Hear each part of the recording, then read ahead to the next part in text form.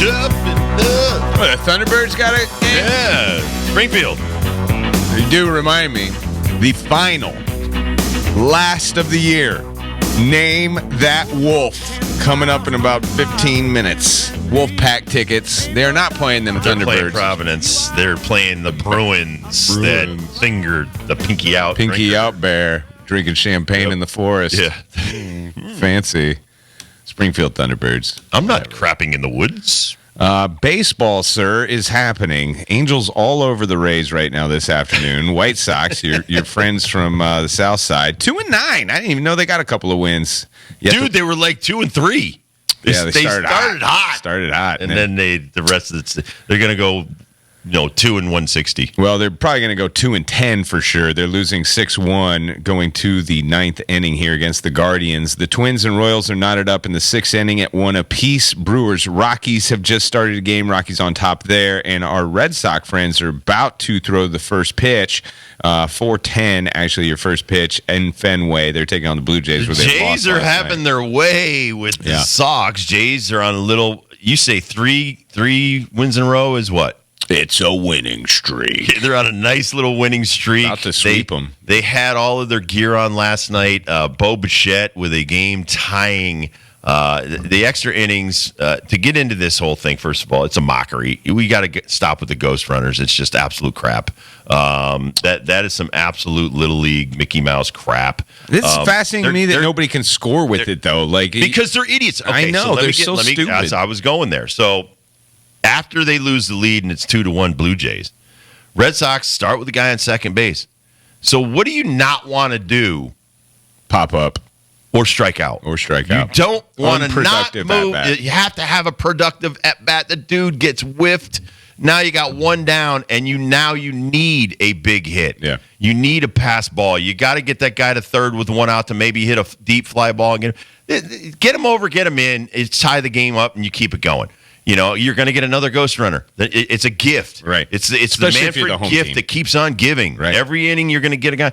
You know how hard it is at the lower levels? Like I'm talking like high school. I'm talking travel ball type stuff to get guys on base. And we actually were in a championship a couple of years ago. I think it was like 15U championship.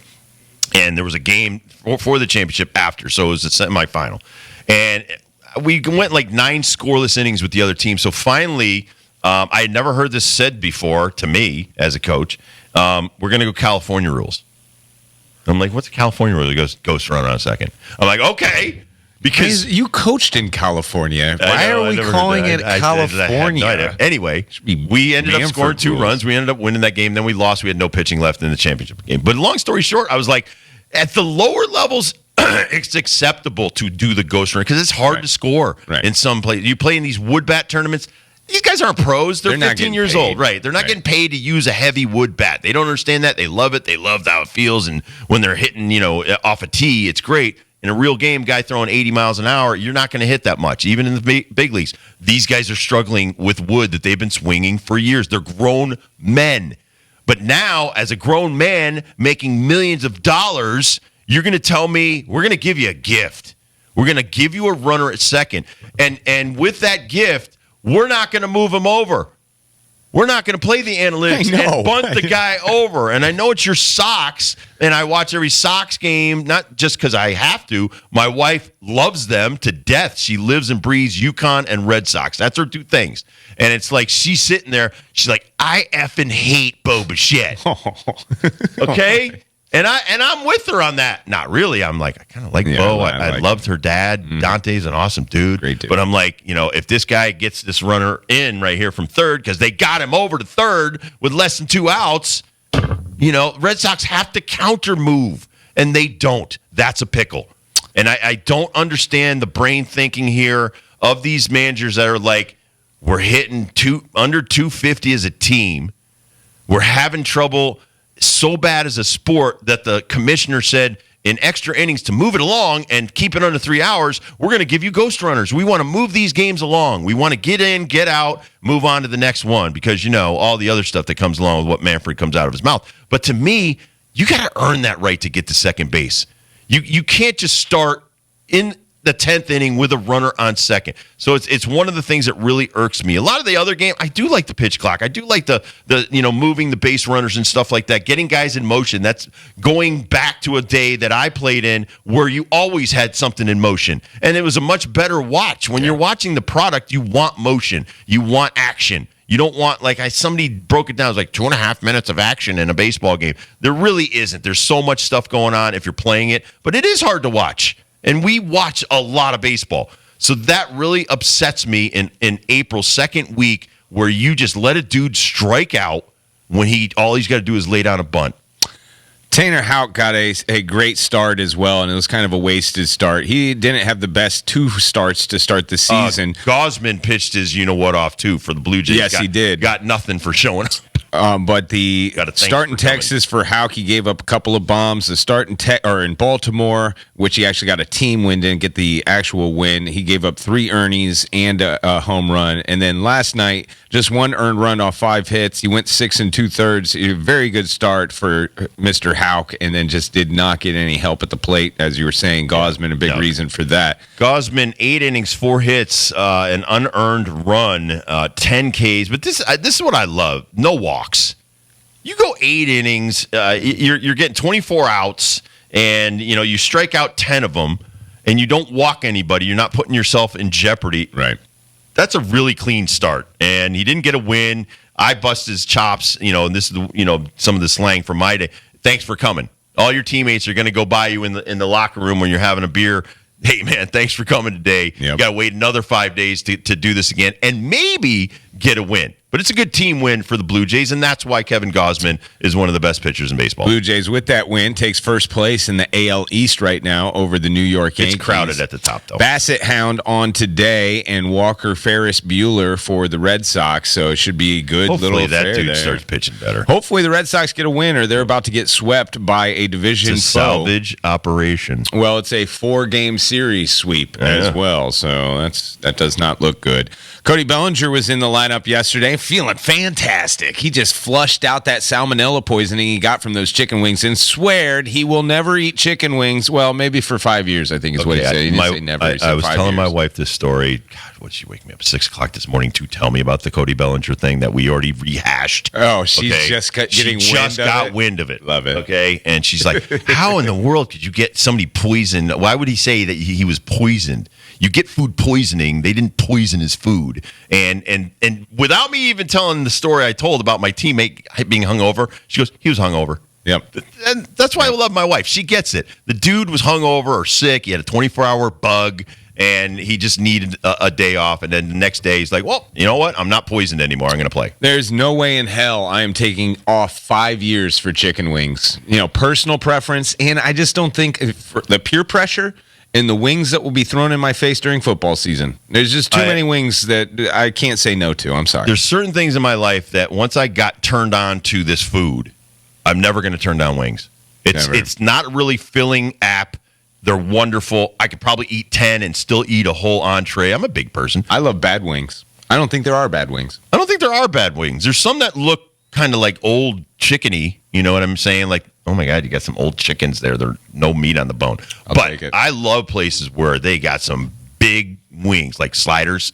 You go to Sliders, you're getting some big chicken wings. Those are honkers. Been a lot of people that in discussions, a friend of mine, you're going to laugh when you hear this, thought that they were like little baby birds, those wings, and they were whacking them, and that's how they were getting the chicken wings.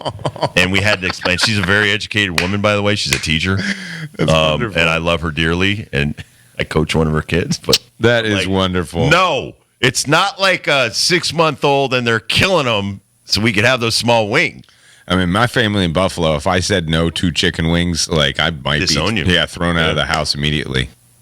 Yeah, get out of here. I've had back in the college days where I'm broke as a joke. What's the most you ever ate? Well, the Hooters 50 wing deal used to be a really good deal for a college student on a weekend. And you'd take, you wouldn't eat all of them in one sitting. You take some back, but then if you're staying on the weekend and you're as broke can be, and you have those 50 and you've eaten 40 of them, you got the bone scraps of the 40, you got those extra 10 sitting there waiting, and you get done with the 10. I go back to the bone scraps. And Dude, you are the most amazing. I'm going to say this on the air. Nobody likes leftovers more than Ben Darnell. Would you agree with that, Kurt? So true. And the length of the leftover from the serving date is a questionable and negotiable kind of contract with Ben Darnell. You guys throw away pizza way too soon. Get the hell, get the pizza out of there. I just threw 2-day-old pizza out 2 the back. days? Yeah, out the back. Was it in the box? Yeah, it was in the box. Perfectly fine. What's the length? Sitting next to the stove at the house. He'll go 7. Yeah, if it's out, is it in the box? But it was getting shriveled. I mean, you can microwave, right? And the microwave takes that shrivel right out of there. Maybe you got some extra cheese in the fridge, and you sprinkle some cheese on top of that, and it's a brand new slice. I will admit, air fryers have rechanged the game as far as reserving. Especially that's French fries. A great call right there. I got to get me an air fryer. Yeah, they're wonders. Especially, have you done a pizza, old slice of pizza in an air fryer? Just a quick little 30 seconds. Yeah. Oh, baby. All right, it's fresh and I'm in on that because I do. My wife's different. She's more like you. She could eat cold pizza. I love it. Oh my god, cold pizza's good. Nope. Cold pizza's My wife could eat cold chicken out of the fridge. My wife can eat anything. She's Italian. Cold She'll eat chicken anything, wings. Cold chicken wings. No way. Yeah. There's no way. I'm and I know you're a diva. I'm not a diva. I like food hot. Like she'll eat cold spaghetti and meat or turkey meat that she serves. She doesn't serve red meat, but I have to put a little butter in it, fry it up, and eat it. I mean, scorching hot. Burn the top of the roof of your mouth hot. That's how I like my spaghetti the day after. The boys I was with in my last Vegas run, they left like 3 days before I did. They got a full pizza and did not eat it. Left it on the counter in their suite. They left. The suite still paid for. I'm going to check out what they left behind in their suite. Maybe steal a couple soaps, little shampoos, maybe some conditioners. But they left a whole damn pizza on the counter. And the other boys that were still back, they're like, you're not going to eat that, are you? Why in the hell not? Well, it's been sitting there all night. One night? Dude, this your mom. You do this. Yeah, one night's fine. My mom taught me how to do this. This is leftovers was a thing. Waste not, want not. Exactly. Much There's respect, a kid in brother, Africa who would die for that pizza right now. You better eat all of that, son, or you're not going outside to play basketball. It was threats. Threats got me into this world. And I'm still living with those threats. There are things like when we have big lunches here. This is the one thing I hate about our company. We have these monster lunches. I do think it's a sin to throw away food. We have way too much food for everyone. And we have like a refrigerator that is just slammed with stuff and nobody deals with it for the weekend. And yours truly will be here on a Saturday or a Sunday, knowing You're that very that hardworking young man, yeah. But I'm doing everyone a favor as well. Morally, I think, by eating everyone's leftovers and not wasting any of that food. And I hear my mom in the back of my head be like, you better eat that leftover broccoli. Somebody paid for it. That's another thing with the wife. So, yeah, she's forcing me with all these good foods, the broccoli, the cauliflower, all this other stuff that I just started eating. And you know what?